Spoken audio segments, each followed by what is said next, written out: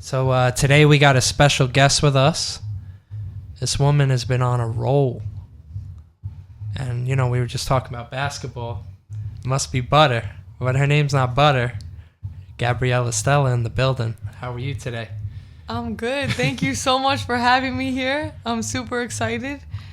And yeah, let's chat it up. So we were just talking about like our families and growing up. And you telling me about pizza and your pops and all this stuff. So where'd you grow up? So I grew up in the Tottenville area near Princess Bay. But my dad had a pizzeria on the North Shore called Village Maria. So growing up, yeah, my house was on the South Shore, but I was always on the North Shore. My cousins live on the North Shore. The pizzeria is on the North Shore, and I kind of grew up in the pizzeria. That was my time to hang out with my dad because he worked a lot of hours. So you were doing your like homework in the pizzeria? Yeah. Nice. Yeah. I've been to tons of like restaurants, and I see the kid in the corner. Yep. It could be the sushi spot, the pizzeria, and so that's cool. Yeah. I mean, some days I was motivated to see my dad, but more days I was motivated for the pizza. The rice bowl parms, the chicken parm. So there was a lot of motivation to get there. That's amazing. So what's even cooler though, you're also, your family's Jewish, right? So and Annie has the pizzeria, so that to me, I just heard that was so cool to hear that. Yeah, so that's Staten Island for you. There's a strong wave of Italian culture. My mother's Italian, but yes, my father is Jewish. And anyone who's on Staten Island, no matter what your culture is, you grow up eating good Italian food. You have this accent that kind of gets labeled the Italian, Brooklyn, Staten Island accent. It's kind of embedded in all of us. And yeah, my dad embodied the Staten Island culture and opened up a pizzeria that was very successful. Yeah, on the North Shore. Shout out to him. That's so cool just to have that culture, and Jewish culture and Italian. It's just so rich of just food, people, love, family. It's just, what a blessing right there to have both. Definitely emphasis on food. No, but they say those two cultures go hand in hand. They go like bread and butter, and they really do, especially in New York. It's truly a New York combination. So I feel blessed to have the richness of both cultures. So just hearing about that, right? Like anyone who has a business, the off button is rare. Right, like you're working all day, you're checking in, you're doing all these different tasks. It's hard to go on vacation and do all these things. So I see you're out here, you're doing lots of different things, but also you're very organized with how you're doing it. You got the events happening almost like clockwork, like you're having a drill or something, like shooting hoops or something. So I even know that's part of your past, present, and future. So maybe we could talk about that too, because I know basketball is life for you. Yeah, ball is definitely life for me, and I feel growing up was always instilled in me to be a student athlete, to have both aspects, which was very hard a lot of times, but I took it very serious. Because I wanted to be more than an athlete, but I also wanted to excel on the court. And I gained a lot of skills from that. One of my favorite subjects, always of all time, was always math.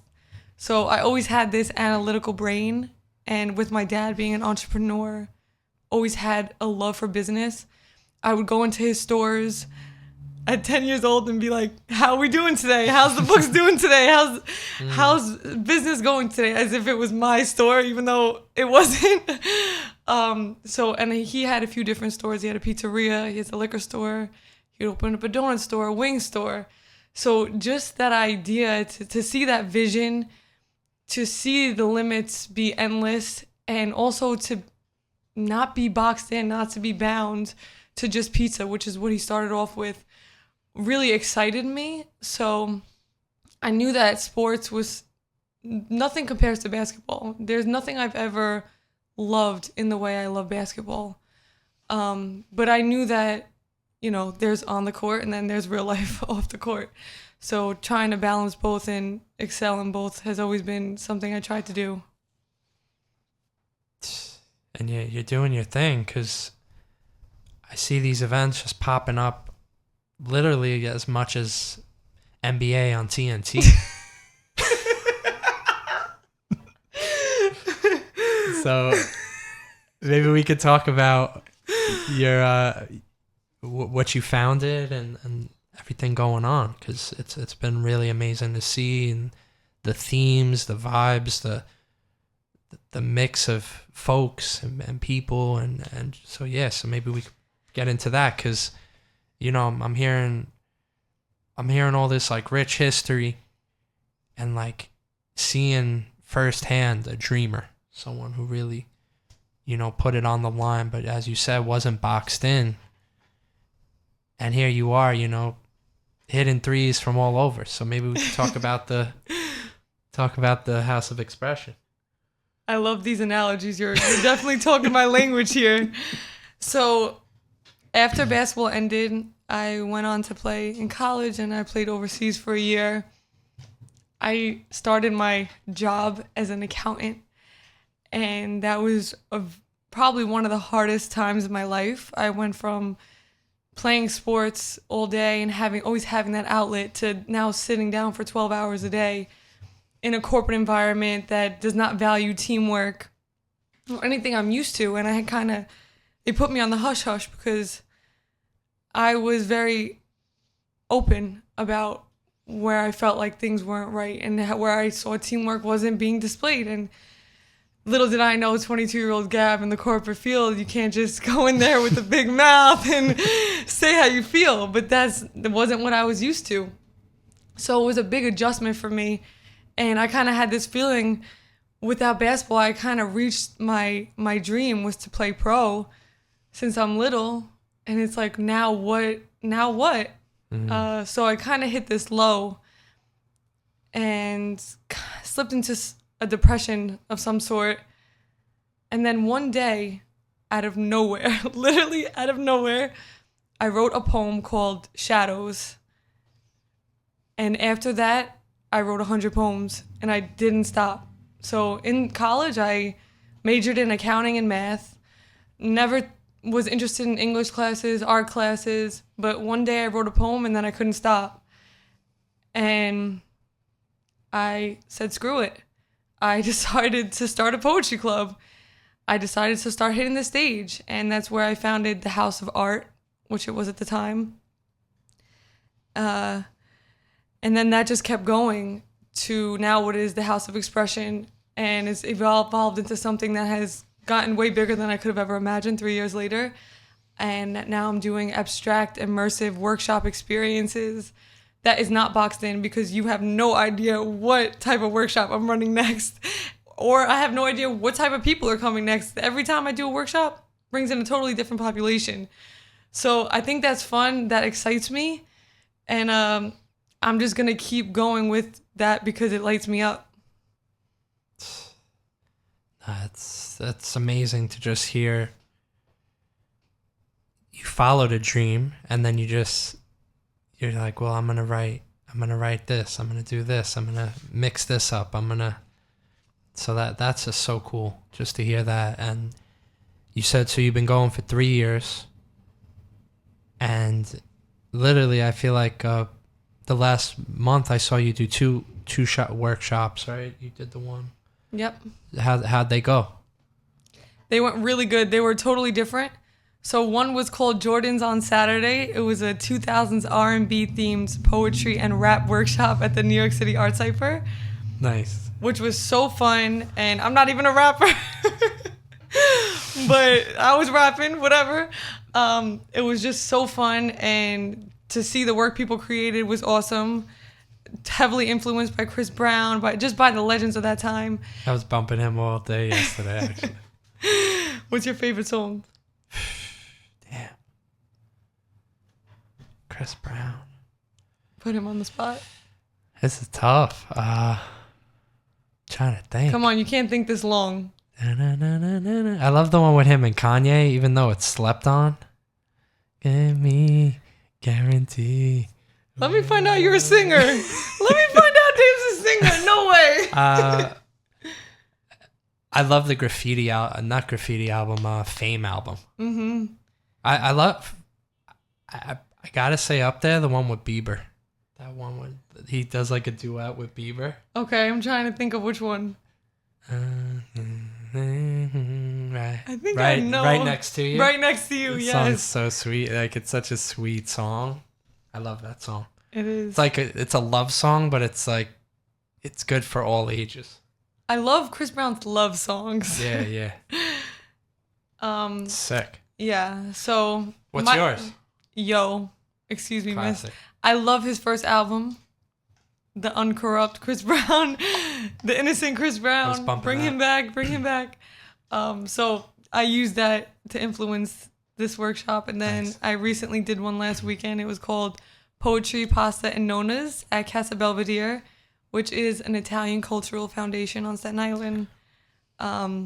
Inspired by my grandma's passing. May 6th was 1 year, so I did the workshop on May 4th to honor her and the women that have come before all of us.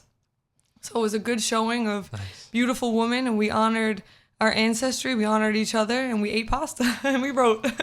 So that was a lot of fun, and getting ready to share my next wave of workshops this week. That's beautiful. My sister actually got married at that spot. Really? Yeah, it's a beautiful spot. It's beautiful. How was the weather? Was it indoors, outdoors? It was indoors. Nice. But the view is just stunning. It doesn't matter where you are in the building. It's beautiful. So I love all those things. Those are probably like the top 3 things in the world. Like, what was it? Poetry, pasta, and Nonas.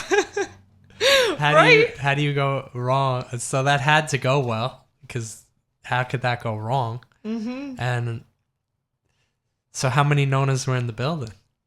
Ooh, we got a couple solid Nonas. Nice. I think we had 4 out of 24. Nice. So we had a couple generations. That was cool to see. Daughter, mom, grandma. All 3? All 3. That's cool. So they show up. Were they writing poems, grandmas? Yeah, everyone was writing. Everyone. That's cool. Everyone gets a notebook, a pen, and I guide the prompt. They write to it, and then I'll try to get them to go up and share. And not everyone is brave enough to do that, because it is very vulnerable, especially, most people that came to this workshop are not poets, or they're not even artists. Yeah. So everyone is different, and you gotta encourage people, try to get people out of their comfort zone. But I'm really proud of the people that did come. A lot of them got in front of people for the first time and shared something vulnerable. So that was very special to see. That's beautiful.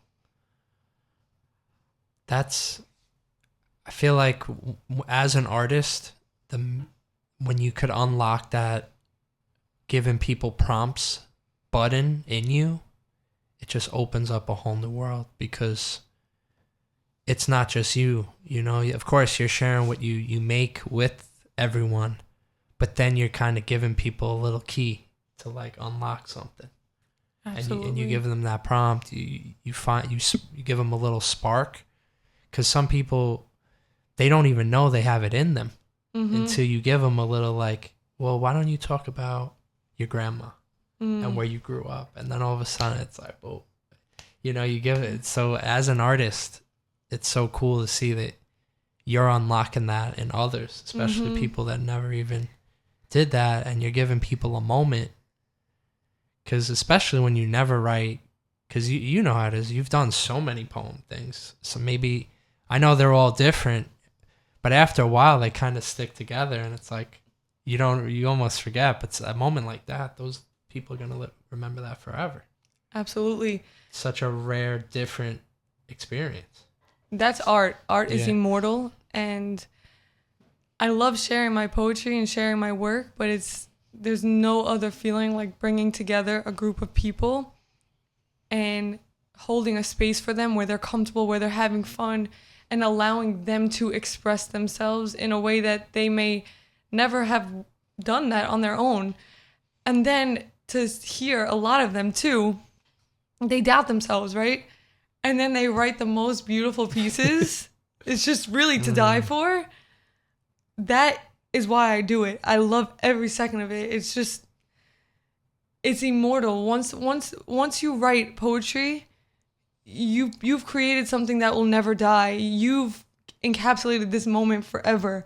And one thing I started doing with my friends, when we go out to eat or whatever it is, I bring a little notebook for everybody and a pen, and I give us a prompt, because usually it's when we're just going out to the city or something, but we really feel into the energy. I give a random prompt of what's inspired me from the surroundings, and everyone writes a beautiful piece. My friends would never classify themselves as poets, but they write something beautiful, and we will never forget that moment because of the beautiful poems, the pieces that we wrote from that experience. That's so real. Yeah, it's dope. Yeah, you're just bringing me back, because I've been doing what I do for a while, merch, collabs, but collabs, to me, I remember all of them like yesterday. And there's been a lot of them, but if I like remember the person, I could remember how the collab went. I could like remember the ups and downs. I could remember the like highs and lows of it.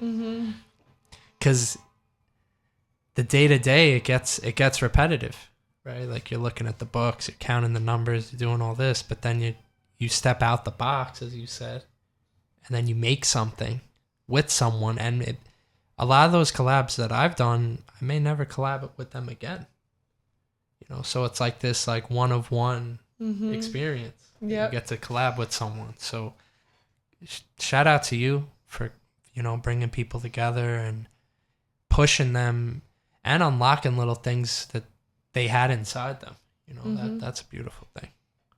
Yeah. I believe everybody is a poet, and I say that at all my workshops. I personally, my belief, and I know poets that will definitely disagree with this, but this is my perspective, is I believe everyone is a poet. It's your unique expression from your soul. And that's why these workshops are so special to me, because they're vulnerable. You don't have time to edit your poem before you're going to share it in front of the group. So it's literally what is coming from your soul, right? You can, and this is what I say to them, you can edit this poem 100 times and make all these words sound fancy and all of them sound cool, right? But what's coming from your soul, that first draft is what's coming from your soul. And that is the most precious draft to me. That's what I want to hear. I don't want to hear your most refined piece. Sometimes I do, but that's not what lights me up. I want to hear you in your see you in your vulnerable moments, because that is the most beautiful to me. That's beautiful.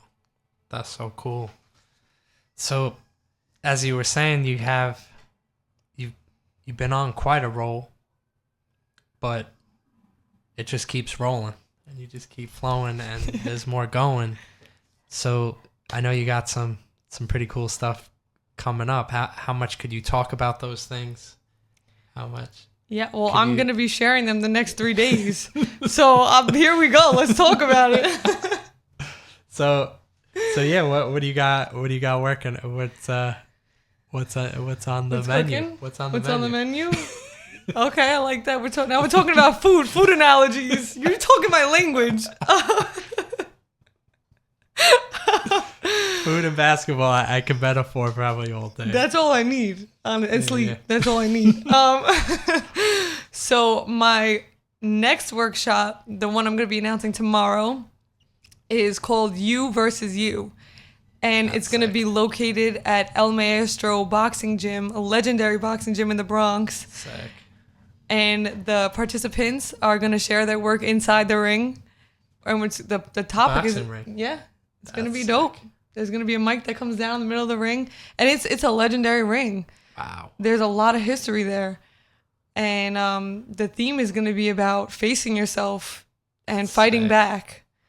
There's going to be vendors, music, drinks. We're going to vibe. But ultimately the goal is, people to take something away from this. So that's the one I have, May 25th. That's cool. That will be fun. Then after that, we're doing a little collaboration. I'm excited. June 22nd, the first day of summer, bring in the heat. Sick. Me and Dave are doing a collaboration. Let's go. With the Dragon Spirit, inspired by the Dragon Spirit. We're going to be... So necessary. You're it's the so dragon. necessary. And the craziest thing is that this theme was created before 2024 and before I even knew that it was the year of the dragon. So, divinity right there. That's crazy. That's real. I remember. That's real. There was a lot going on, and you were like, yo, the dragon spirit. I got this idea. It's inspired by a poem. And then just time kind of kept flowing and going. And then I remember telling you, I'm like, it's the year of the dragon? You're like, what? And then we've been working on this collab for a while. So I'm excited about that and this event. Yeah. That's going to be when, June? June 22nd. And it's going to be a House of Expression show. So not a workshop. Nice. We're going to have about 10 featured performers. And every performance is going to be around the theme of fire and the dragon spirit. That's cool. So it's going to be very unique. It's going to be performing arts meets circus. So let's go. It shall be fun. It shall be fun. I'm really excited to collab with you on this, and poetry in our community is everything to me. So this is gonna be a lot. This is gonna be sick. It's gonna be sick. So that's June 22nd, and then the next one I'll share. The others are on hold. July 7th. Oh, you already know what you're doing in August. We got moves in August, but you can't throw too much at people, you know? Fair enough. You got to focus on the next month or so.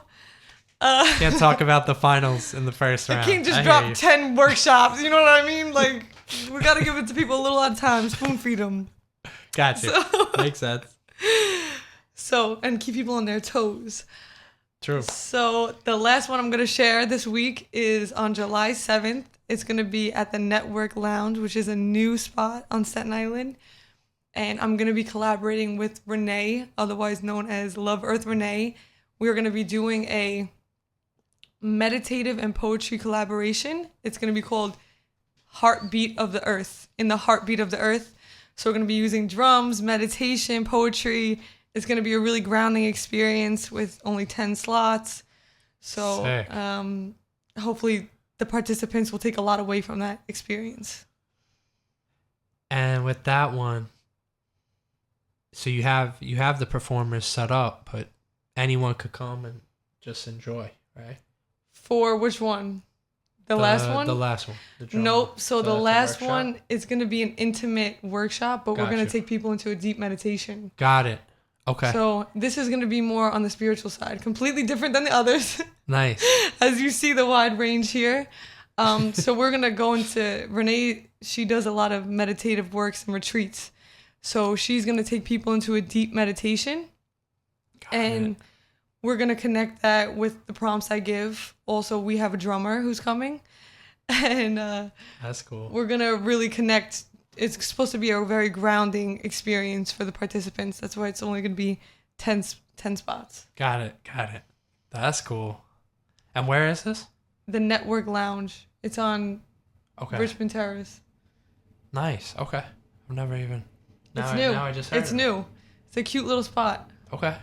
They got some stuff going on over there, so you got to check them out. That's cool. All right. So you're moving. You got a lot going on.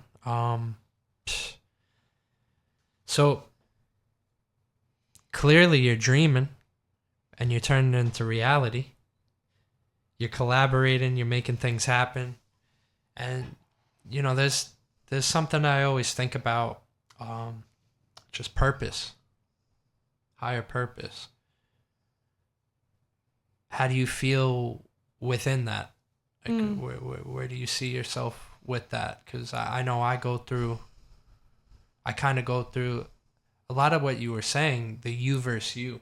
I've been going through that a lot. Like where I'm happy where I'm at, but then there's this like animal in me that's like, keep going, keep trying. And then there's like the part of me that's like, oh man,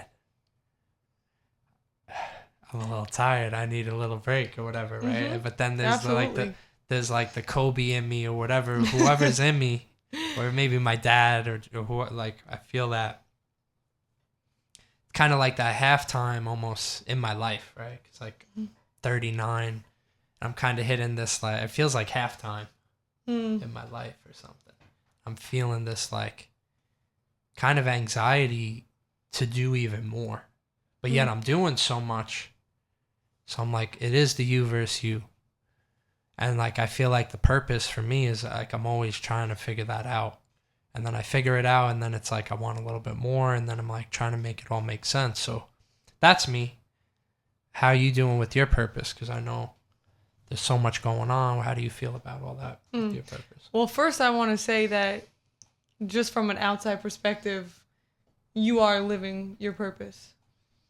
You are inspiring dreamers to dream big and helping them get their artwork out there, which is the butterfly effect. If you understand the butterfly effect, the magnitude is your mind can't grasp it. You know, and all these people you're working with and doing this for, it's truly big. And sometimes when you're in it, you can't see it. From an outside perspective, just want to let you know that you're doing it. So take the rest if you need the rest, and don't be hard on yourself because you've been doing this. You found your purpose. You're walking it. Yeah. You're walking it. Just keep walking it. Yeah. That's Thanks. it. I appreciate that. So, I mean, you know why you're here. You're doing it. Yeah. You're doing it. Yeah. You know? Yeah, like I always feel it'd be like, Dave, you know you're not going to get a pen. There's like a little, like a real light little voice. It's like, Dave, you know you're not going to get a pension, right? You know you can't really retire, right? But then there's a louder voice that's like, I don't want to retire. I want to always be doing something purposeful, meaningful, unlocking things in people. And then it like, it's true. I feel the verification, but I guess it's just that hunger too. But I appreciate that. Thank you. Yeah, it's always a balance of being and accepting where you are now, but also evolving, because we're never stagnant. Even if you look at our cells and our atoms on a scientific level, we're constantly moving at a quick rate. We're vibration. So we're not meant to sit still, which is hard for us to accept because we have to be where we are, but also constantly evolve because that's the point. So it's kind of accepting and coming to terms with that balance of push and pull and always listening to yourself. But I feel like it's very important to rest and honor the needs of your body because, like you said, you can't, pouring with an empty cup is a disservice to others. That's how I feel about it. And I feel that God wants us to be rested. He doesn't want us burnt out. I don't think that's the highest good for us. And most of us are burnt out. Yeah. So that's a very matrix thing, I guess you would say. Breaking out of that cycle is very hard because everyone's in chronic stress. Everyone's in chronic fatigue. You have to really go out of the grain to nurture the needs of your body. I try to take that serious as much as I can, is honoring my body and resting as much as possible. People think I'm always out here doing crazy things, which I am, but I sleep a lot and I try not to do anything in the winter because I really honor that. I feel like in the winter for a couple months I shut down and I'm cool with that. Right now you're seeing me, and I try to go with the seasons, right? It's spring right now and it's about to be summer. I feel a difference in my body. I have more energy, so I follow that momentum. That's why I'm booming with stuff out. Pay attention in the winter. Maybe it's not the case, but I'm probably not going to be making as many moves in the winter. That's when I go into my shell and I reflect on everything that happened. And I get ready for a new season of birth.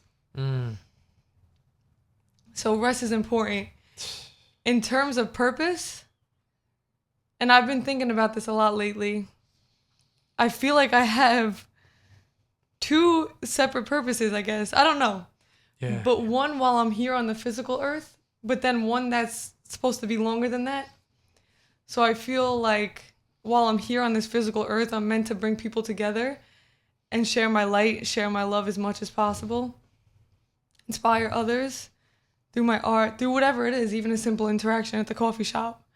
But beyond that, I feel like there's a prophecy, and the prophecy is in my words, in my poetry. So even if that's not appreciated in this life, it's more than that.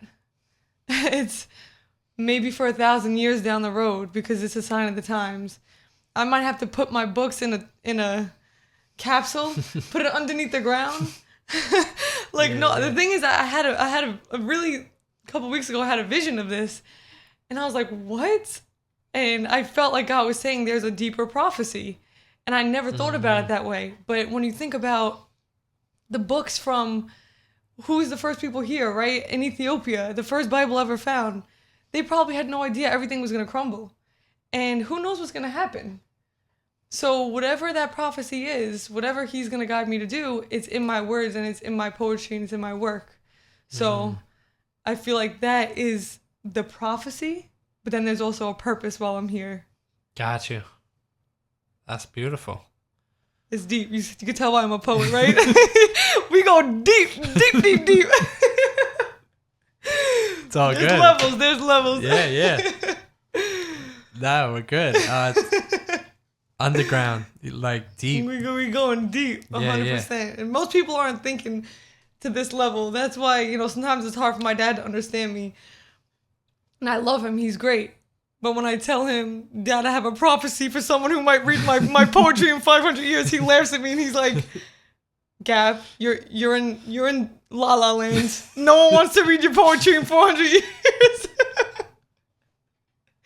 And I laugh because I totally understand his perspective on it. You know what I mean? Yeah. There's like a real... But there's like this... it's like this gleam of like a beam through the... like kind of the clouds that you know that there's this spark there, there's this shine further on 100%. So that's real. Okay. Yeah, it's cool having older, so like in terms of siblings, are you the youngest, the oldest? I'm the baby of 3. You're the baby. Got you.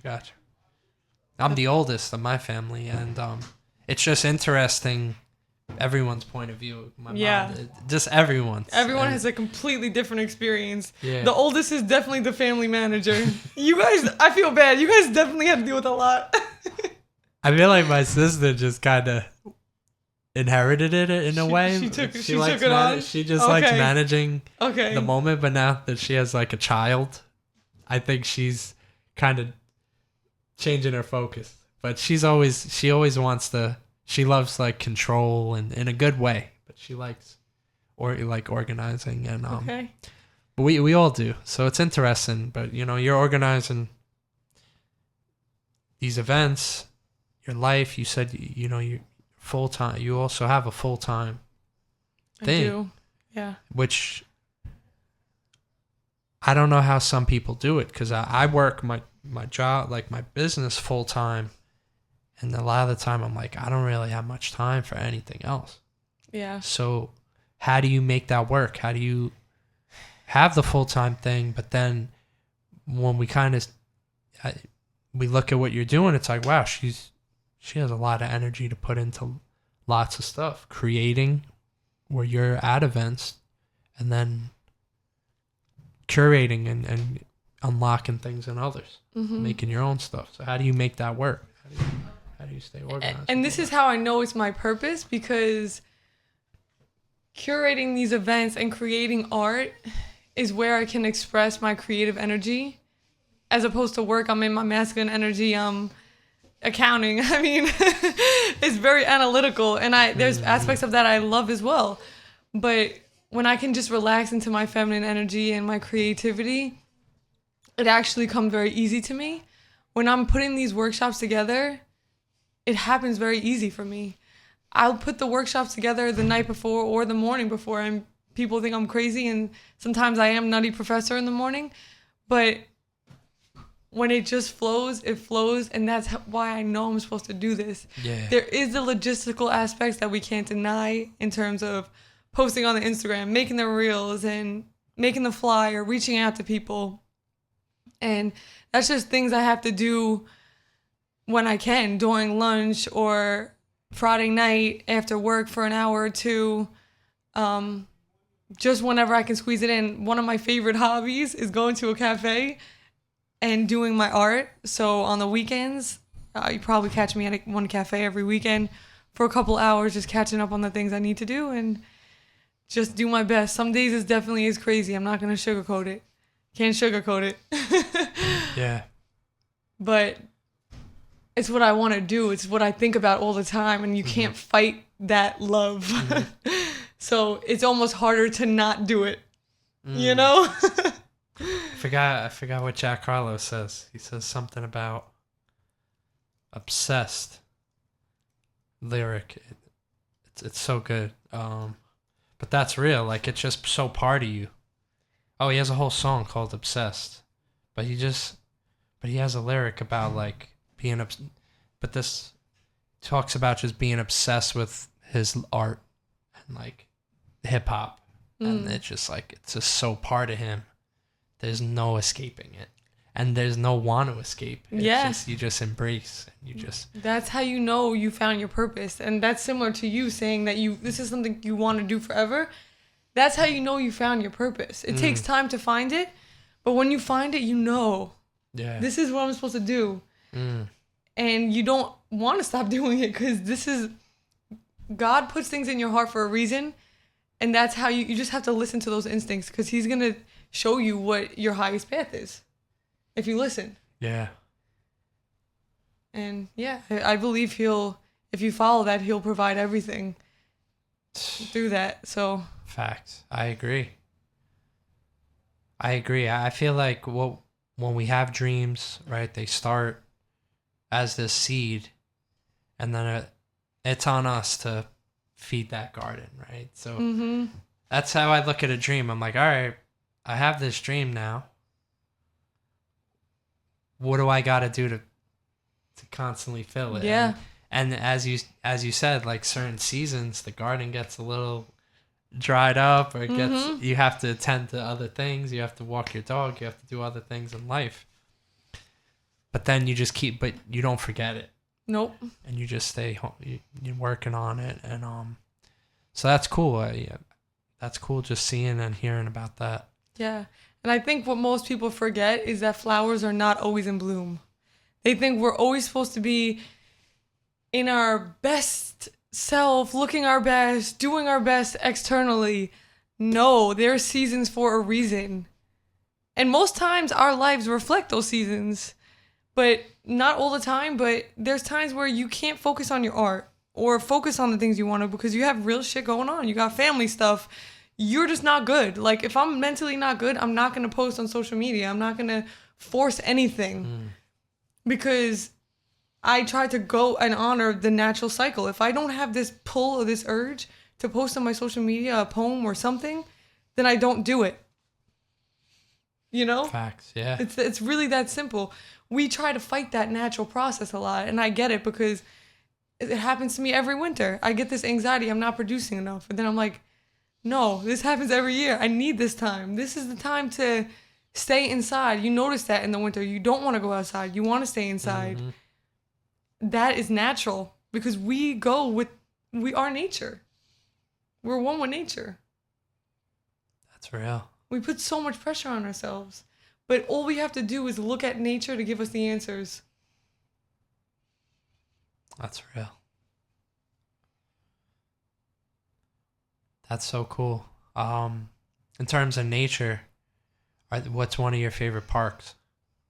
Ooh, have you been to Mount Loretto Unique Area? I don't know. It's really hidden. I recently found it a few months ago. Okay.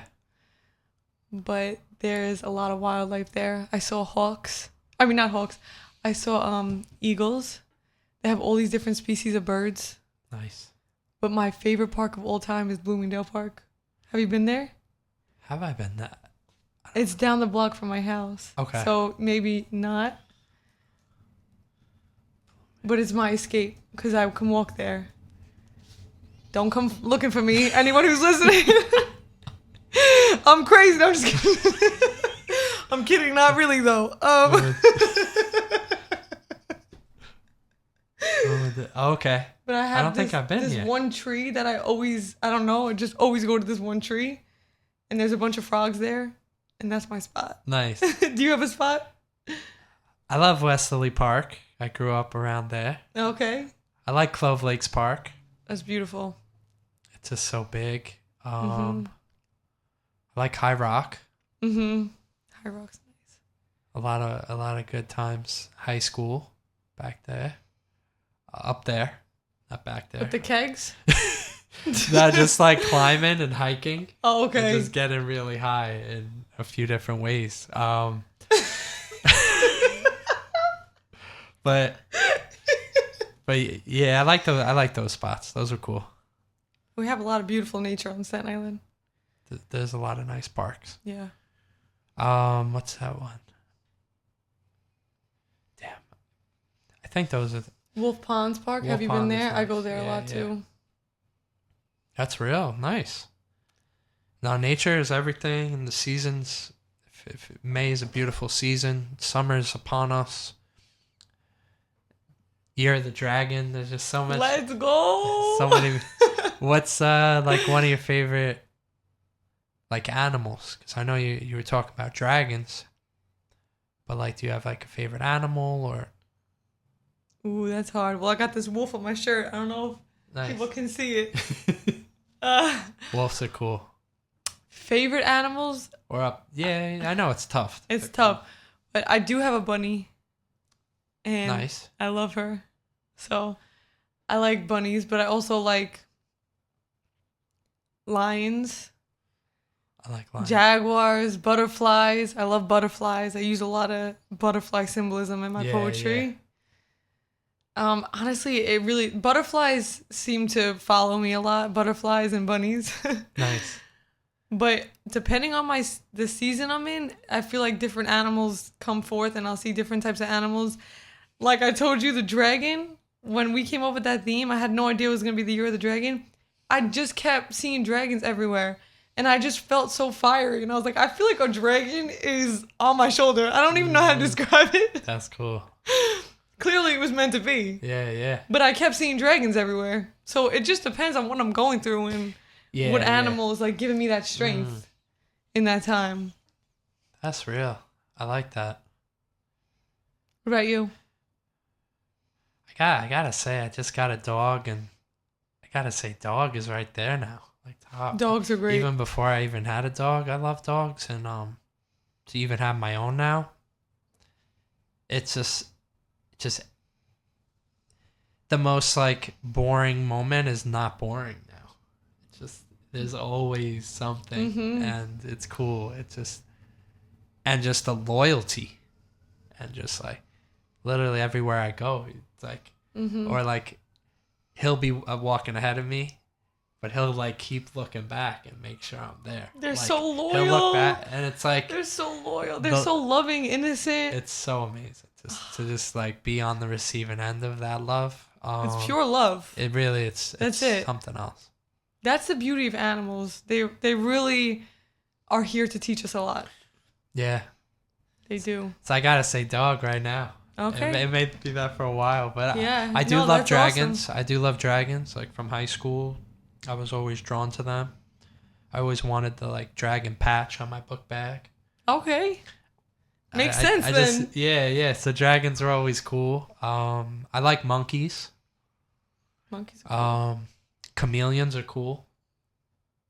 Yeah, butterflies too. I like There's I one always over see- there. I keep looking at it. Oh really? Yeah. That's cool. Yeah, I use a lot of butterfly metaphors and think about the growth from evolution, all that stuff. So that's cool. Nice. So there's so much to look forward to, and then reflecting. It's just so cool. It's great seeing all the amazing stuff you got going on. So just say someone wants to like go to this event. Do they follow you? Do they follow the event page? How do they They tap into all? Either one. I share it on both, but you could follow me personally at Team Gab, Team GAB, or House of Expression, HAUS of Expression. Either one works. Nice. You'll get me on the other end, so. That's cool. That's cool. So, all this poetry talk.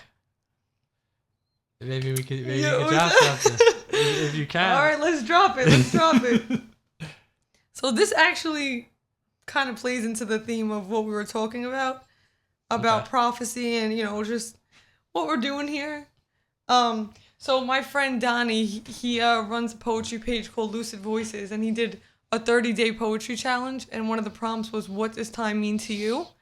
So this is a poem I wrote from that prompt. So just think about that. What does time mean to you?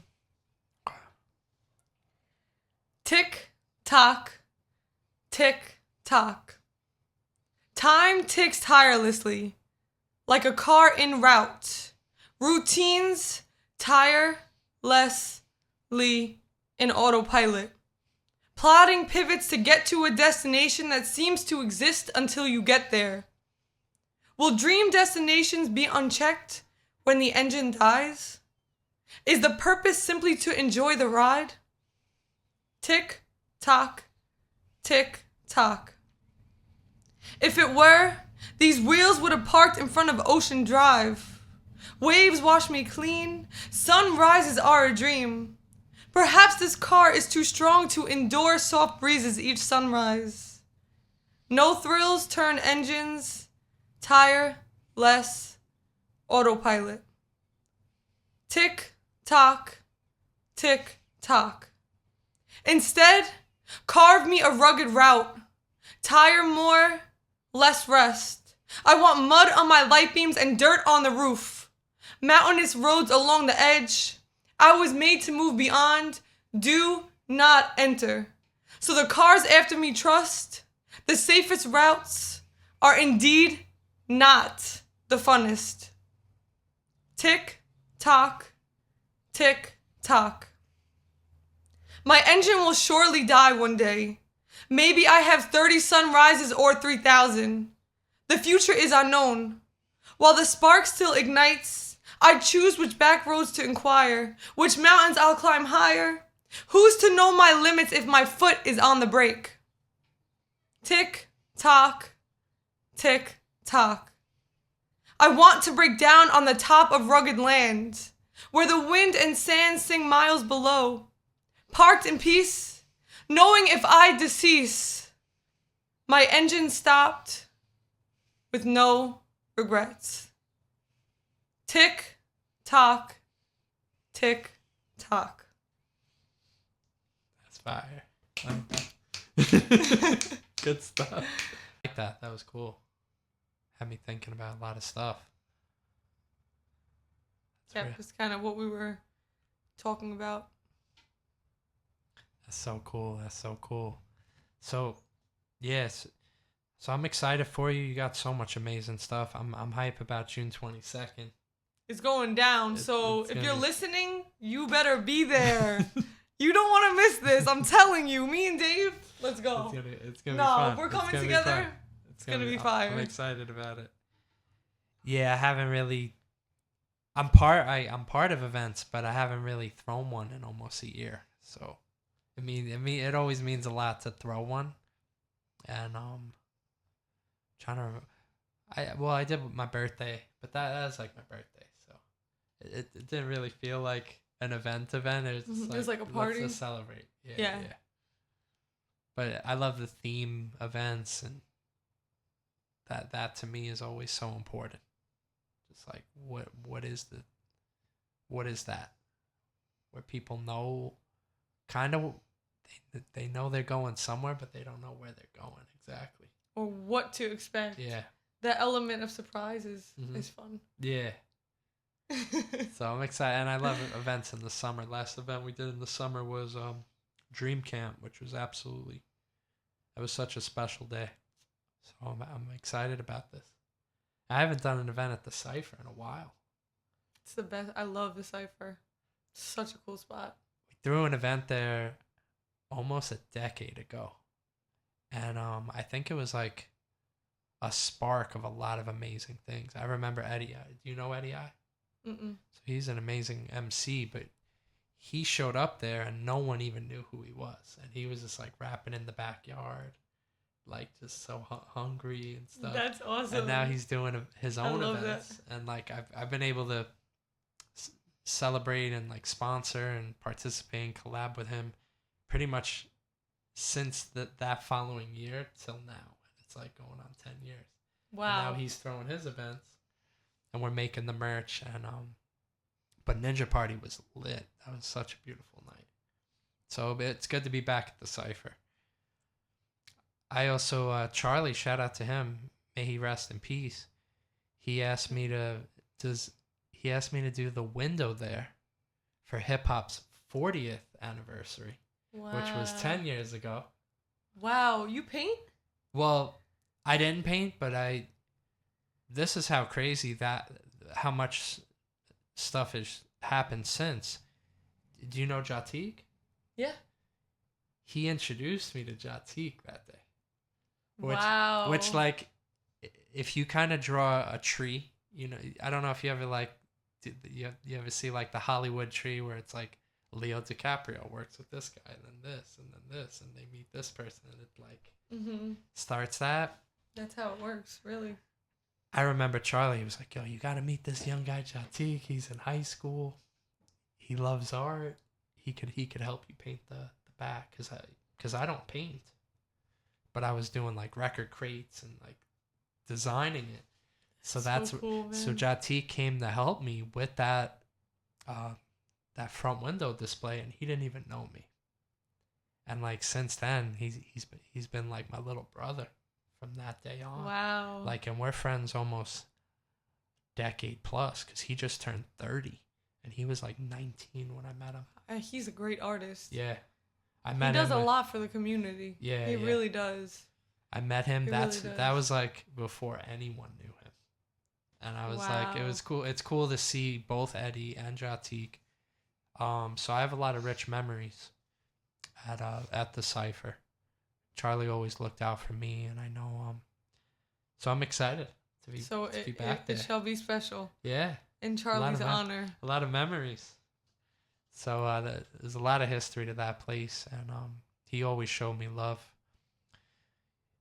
Another memory, he keeps bringing me back, but that 40th anniversary, the day when I designed the window, he had a guy come to this event. And he was like, "We got DJ Kool Herc coming to the event. Do you know who that is?" No. So we were talking about the Get Down. Oh, yes. So there were guys that started hip hop. What? He was that guy. Like him and Grandmaster Flash like threw the first hip hop party. So I met Kool Herc, the guy who started hip hop, that was cool. This is the 40th anniversary. No one was celebrating the 40th. Everyone celebrated the 50th. But Charlie was all about the 40th. He was like, "Yo, we gotta do something 40th anniversary. Yeah, we gotta have Kool Herc." So he was like 10 years ahead of a lot of people. I wish I got to meet Charlie. Yeah. I really do. He was very memorable. So I give Herc the shirt out of respect, and then I take off. So an hour or two later, I'm out and about, and my friend sends me a photo. It's Kool Herc wearing the shirt, and I was like, "Yo, this is the guy that started hip hop." That's so. See, look at you out here. To me. Look at you. You really are so heavily involved in the culture, the art culture on Staten Island. That was a special moment. You really have been a huge part of the art culture on the island. So Charlie he always had a vision, and especially art meets business. Like he was memorable. But I shout out to him because without all that, I probably would have met Shatik, but I don't know. If you move that chess piece a different way, like, we probably would have met, but I don't know how. Mm-hmm. And like, so the cipher has been a spark for a lot of creativity. That is a special space. Yeah. Really is. And it's cool it's still going even after him, because he put his soul into that spot. That's legacy. Yeah. Really, really is legacy. So June 22nd, let's go. Let's go. So there's just so much to look forward to, and it's just so cool to, really hear your story, hear about your family, the food, sports, the dreams, and I'm just excited for the future for you. Got a lot of amazing stuff going on. I appreciate that, and same for you. Thank you. Same for you. Yeah. So once again, where could people tune in and catch all your stuff? You can follow me at Team Gab, Team GAB, and there you'll see all the House of Expression stuff and a lot of my poetry. So follow me, and I'd love to stay connected.